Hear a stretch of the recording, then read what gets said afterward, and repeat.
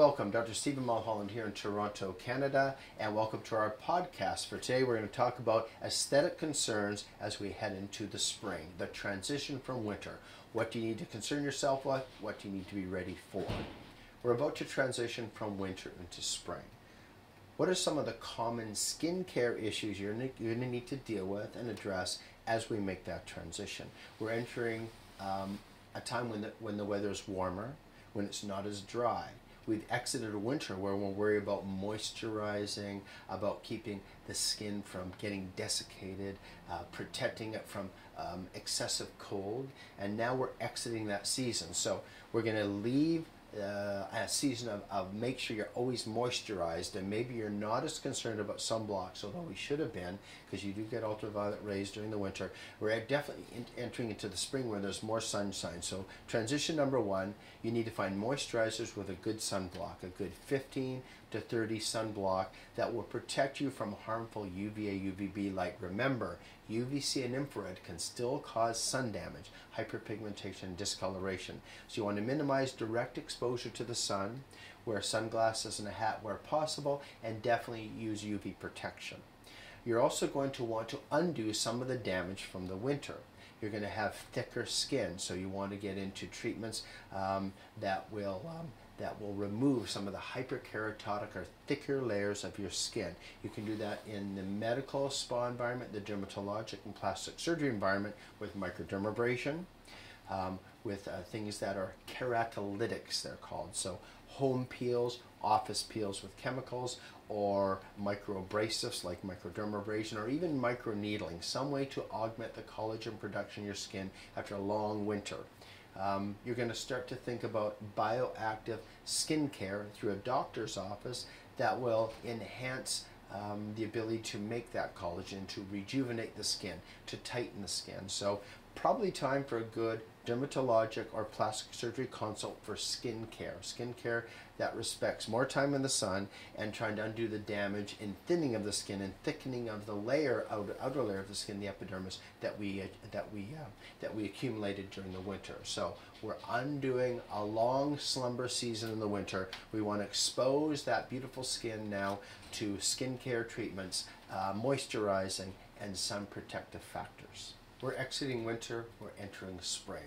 Following spring will be early summer. Summer comes with short skirts, bathing suits, short pants.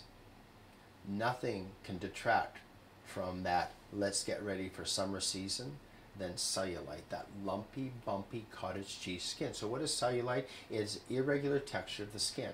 A lot of women confuse fat, a clump of subcutaneous tissue they can grab as cellulite. That's not cellulite, that's fat. And we have non-surgical destructive techniques for fat: cool sculpting, sculpture, Vanquish, Body FX, UltraShape.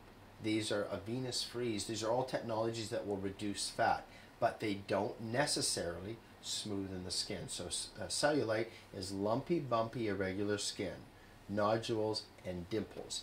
Now, we have some very good stuff in the modern era of aesthetic medicine to treat cellulite. We want to release the dimples. Release the dimples. We have some good dimple releasing technologies like Selfina, which is a suction coupled little device that releases the dimples, and like the buttons on a mattress spring up so the mattress looks smoother. We have products like the Cellulite.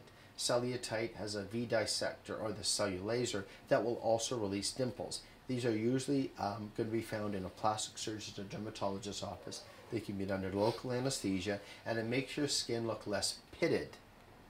Cellulite also comes in variants where there's nodules and laxity. So we've got treatments to bring down the nodules, where we can shrink the nodules with little chemical injections of deoxycholate, also called Kybella. We can also use radiofrequency probes to reduce the nodules, all under local anesthesia with no surgery. Finally, skin laxity, particularly the front of the thigh or the back of the thigh, under the buttock where the banana roll is, can be lax. And we've got radiofrequency needle treatments and under the skin radiofrequency treatments with products like Fractora 3D, the Profound, again with Cellulite, Body Tight, and Smart Lipo, where we can make the skin tighter without big surgeries. So we've never had more armamentarium and weapons that we can use in the assault of cellulite. The time to do it is now, as we're still in late winter, early spring is almost upon us.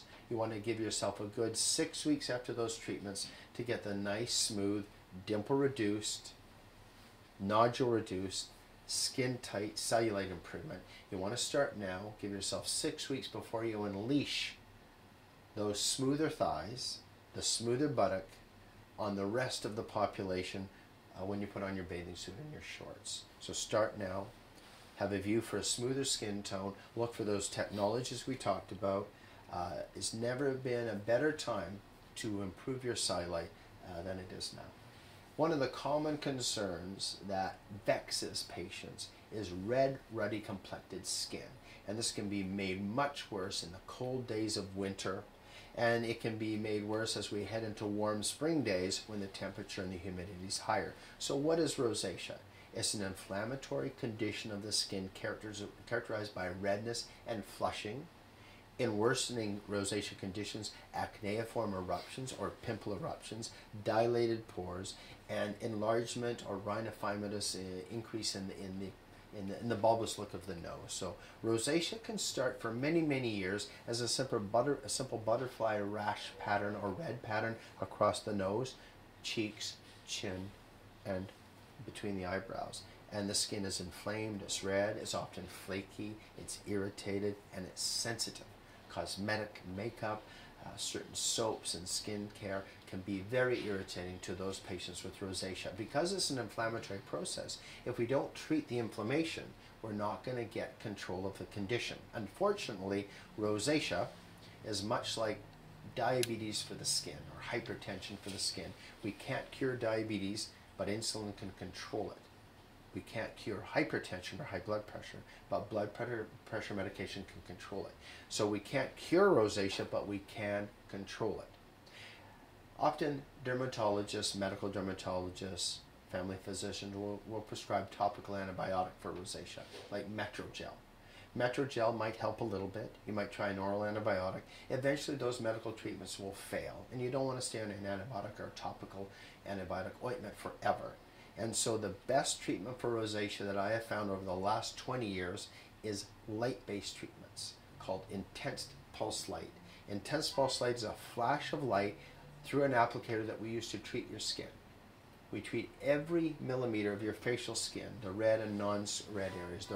The flash of light, the IPL, goes into the skin and attacks the little vessels that open up and dilate, giving you that flushing and redness. And over a series of 5 to 9 treatments, once every 3 to 4 weeks, so let's say 4 to 6 months, with a good intense pulse light laser like the Lameca, the Max G, the BBL, the E+, or the Versa from Venus. With those good IPL systems, we can often make 60 to 90% reduction in your rosacea. Never 100%, but 60 to 90%. Now you need maintenance. About once every 3 or 4 months, you're going to come back and treat that rosacea with IPL. We can control the inflammation, the sensitivity, decrease the redness, and therefore the dilated pores, and all the other things that will happen with rosacea if you don't control it will be under control. But you got to do one treatment every 3 or 4 months forever. Just like if you stop insulin, your diabetes gets out of control. If you stop your antihypertensive, your blood pressure gets out of control. With 6 to 9 photofacial treatments using intense pulse light, we'll get control of your rosacea. Then you need to maintain. We need to get you on a rosacea-specific skincare regime, and you need to have the appropriate approach to cosmetics, mineral makeup, non-sensitizing makeup. And when you've done those 3 elements, IPL, IPL maintenance, rosacea skincare, particularly using products like Universe Skin, and finally the right makeup regime and approach, I think you'll find that you achieve a harmony of control that leaves your skin looking bright, smooth, and even, and not red and inflamed. And then you've got control of rosacea. It doesn't have control of you. We get a lot of questions here at SpaMedica from our dermatologic cosmetic patients about thick, scaly things on their skin. And in generally, these are a group of reactions to the skin, pathologies to the skin called keratoses. And there's different types of keratoses. Seborrheic keratosis, actinic keratosis, and then thick scaly patches of psoriatic outbreak, so psoriasis. Those are some of the big three. Let's start with actinic keratosis. That's a thick scaly area caused by chronic sun damage. Typically happens in older patients, 40, 50, 60, 70, from chronic sun exposure with or without UV protection. You're going to get changes in the skin, precancerous changes. And so if you have a thick scaly patch that's a little red, and it can be small, half the size of a dime or a penny, or large, these are precancerous cells. You need to see a dermatologist or a cosmetic plastic surgeon or a family physician with a dermatology interest, and they need to be removed. Many ways to remove them: liquid nitrogen, freezing the actinic keratosis, using a hyfricator or electricity to cauterize the keratosis, a CO2 laser to ablate the keratosis, or even topical ablative cream like methotrexate cream. But you have to ablate the precancerous cells, or they could turn into true skin cancer, a basal cell carcinoma or a squamous cell carcinoma. So thick, red, scaly patches that don't go away are not normal. If it's on sun-exposed areas like the forehead, the hands, the face, the arms, get it checked out because it could be an actinic keratosis. The next very common kind of keratosis or thick scaly lesion is called a seborrheic keratosis. These tend to be more raised. They look like waxy brown stuck-on lesions, not like the flat scaly red lesions of actinic keratosis. A seborrheic keratosis is not related to environmental factors like sun damage or sun exposure. Seborrheic keratosis is a genetically programmed degeneration of the skin, often with a hereditary predisposition. These thick scaly patches are cosmetic concerns. They're not precancers. Very common on the back, on the neck, fortunately not on the central face, and sometimes the forearm. In general, when they're small, we can use the same tactics and strategies as with actinic keratosis: liquid nitrogen, radiofrequency hyfricator, fractional or non-fractional CO2. When they get larger and they look brown and they're stuck on, we often have to put a little freezing under them and do a little shave excision. So seborrheic keratosis can be removed because they're cosmetic concerns. They're not going to cause cancer. Actinic keratoses need to be treated because they could become cancer. The last very common and annoying scaly pathologic condition of the skin is psoriasis. There's many causes for psoriatic rough patches: environmental, genetic, food, allergic potential, but in general it's a hereditary predisposition of inflammation in common areas of the skin, the flexure zones, the extremities, legs and arms. And these scaly patches, if they're severe, need to be treated. They can be treated with topical anti-inflammatory, steroid creams that can be fluorinated or non-fluorinated. You need to be under the care of a good dermatologist because too much of that cream can negatively affect your skin. But not enough of it on the lesions will allow the lesions to exist. So fluorinated steroid creams. Sometimes we'll use activated light sources and creams to treat the psoriasis. And then sometimes even medicated creams that don't have steroid in them can be used to provide the moisturizing effect over the areas where psoriasis will affect your skin. With aggressive and vigilant approach using these anti-inflammatory creams, generally psoriasis can be controlled. Thanks again for joining us today at Plastic Surgery Talk. I hope you have enjoyed our podcast, and if you have, please share it on all your social media channels. We look forward to seeing you again.